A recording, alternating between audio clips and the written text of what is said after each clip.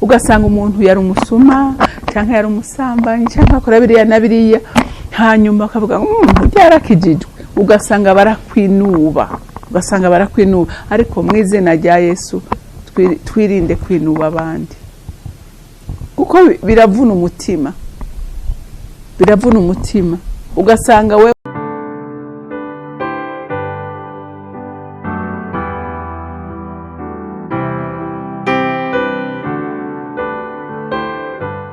bakunzi bahora CANAAN TV, ndanezerewe kandi gusubira guhura namwe ngo tuganire ijambo ry'Imana. Ariko imbere ko dutangura kuganira, reka tubanze dusenge. Tuje imbere yawe Mwami Imana muri iki gitondo cy'umugisha uturemeye, tuje tuninahaza izina ryawe kandi dukenguruka Mwami Imana ko bagukunda, wavuze neza kuzobana nabo, kandi Mwami Imana uravuga kutazokwigera ubareka bonyene, ariko waravuze ko mu ntambara zose uzobana n'abagukunda n'abakuronderana umwete. Tugasengera bera bose Mwami aho bari, hari uzokumvira ijambo wese yaracitse intege asubira komere, amenye neza ko Imana idashobora gutererana abayo. Wavuze neza ko abaho bapfumbase mu kiganza cawe, ata muntu n'umwe ashobora kubakuraho wabateretse. Nyemerera rero ukomeze umwe wese ashigikirwe nawe kandi aremeshwe n'ijambo ryawe. Urakoze kubyumvise kandi kwemeye kubidukorera, icubahiro cyose n'amashimwe yose aba yawe. Nkaba bisenze ndabyizeye kubyumvise izina rya Kristo Yesu, amen amen. Ijambo rero Imana yampaye kuganira namwe riravuga ngo twirinde kurabira abantu muri kahise, kuko kenshi ujya umuntu ntitumenya aho yihaniye kandi ntitumenya imigenderanire umuntu aba afitanye n'Imana. Rero hari aho usanga abantu dutoteza abandi kubera tubazi muri kahise, yego tukabanka tukabakorera bitari byiza, ariko nk'abana b'Imana twirinde. Reka dusome ijambo ry'Imana mu Vyakozwe n'Intumwa igice c'9, turasoma umurongo wa 26. Ashitse i Yerusalemu agerageza kwifatanya n'abigishwa, bose baramutinya, ntibemera ko ari umwigishwa. Amen. Uyu ni Paulo murabizi ko yahama abigishwa ba Yesu mu buryo bukomeye, abicisha n'igihe ahuye n'Imana. Umuco w'Imana wamurasira, yaragiye Damasiko kwica abigishwa no kubafungisha, kubahagarika mu nyigisho barimwo, ariko ahura n'Imana, hanyuma arakizwa kandi arakizwa by'ukuri, arizera, hama kandi arabatizwa, aruzura ubushobozi bwa Mpwemu Yera. Urabye ubwo nyene ntiyanatevye, yatangura kwigisha.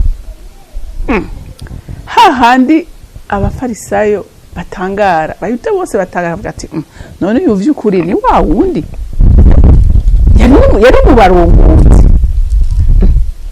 Baratangara, baravuga ati uyu muntu nta kindi akwiye kwicwa kuko araduhemukiye. Muze murabe kenshi abakozi ba Satani iyo babivuyemo, muze mubaza abantu bagiye muri satanisme, iyo babivuyemo kugira babohoke n'intambara ikomeye, ntibapfa kukurekura uko nyene, kuko baba bazi ko hariho amabanga yabo ugiye kudevoir, ugiye kuvuga. Hariho abantu benshi bariko barakubwira intambara baciye mu grashike ku rugezo vraiment Satani avuga ngo turatanze imihoho, turamurekuye agende, baciye mu bintu bikomeye.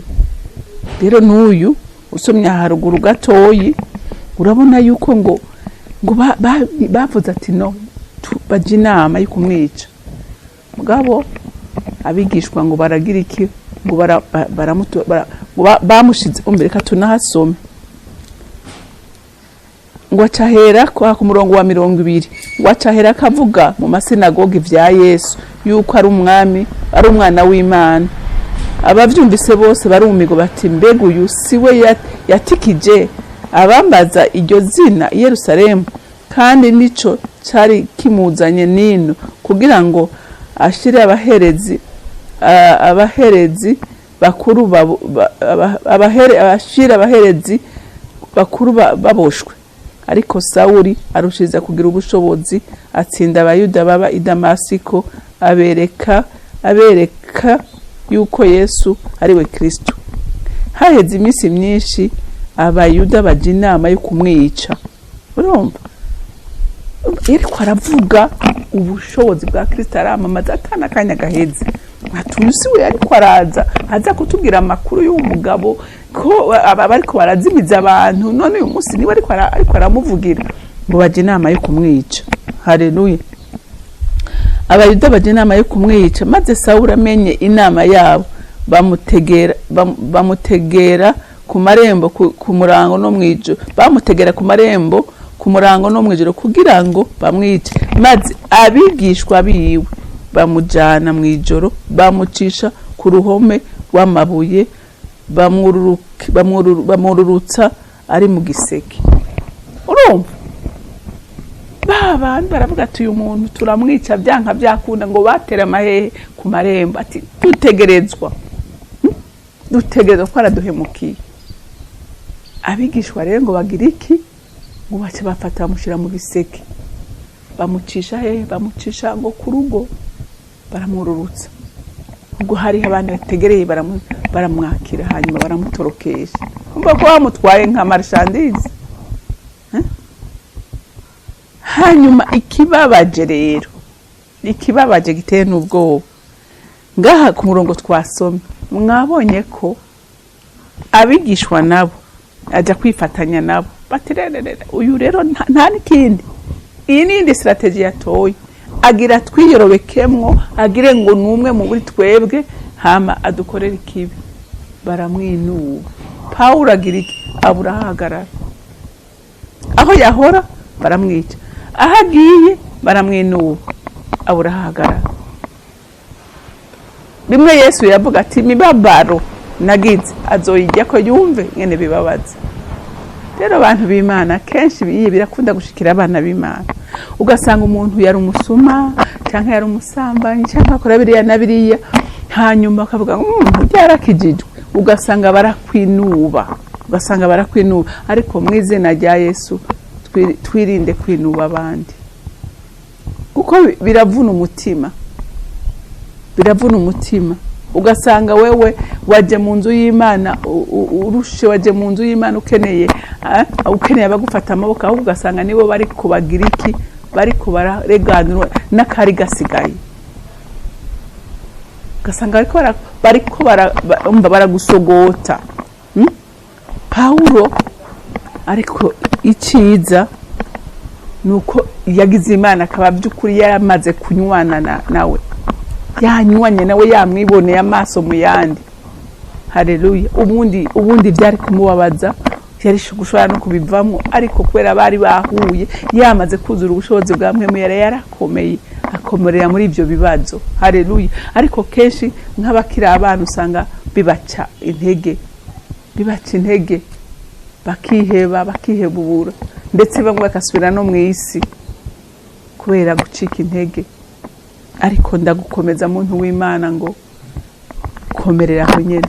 Iki cyose aba n'umugambi w'umwasi kugira ngo ababona ico uzokoreshwe ejo, akavuga ngo reka ndamuca intege kugira bivemo.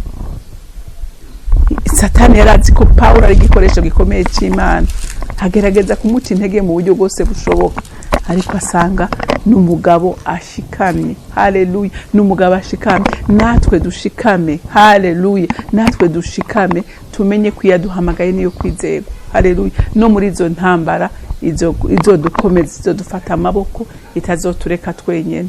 Haleluya. Haleluya. Wo kumva abagabo benshi n'abagore benshi b'Imana no muri urunganwe rwacu bahuye n'intambara zikomeye, bariko barahura n'intambara zikomeye. Hariho abakomera, hariho abahagarara. Haleluya. Nico kwifuriza muntu w'Imana ko nawe uhagarara mu byo uri kuracamo byose. Haleluya. Haleluya. rero kandi twirinde no kugira iki no kurabira abantu muri kahise. Twirinde ko ahubwo turabe ivyamwa bama nivyo bikomeye. Nayo kahise koko ntawe utagira kahise, ntawe utagira kahise. Sinzi ko abaho wese bushobora kuba udasa kahise k'abantu ntigasa, mugabo umwe wese arafite son histoire.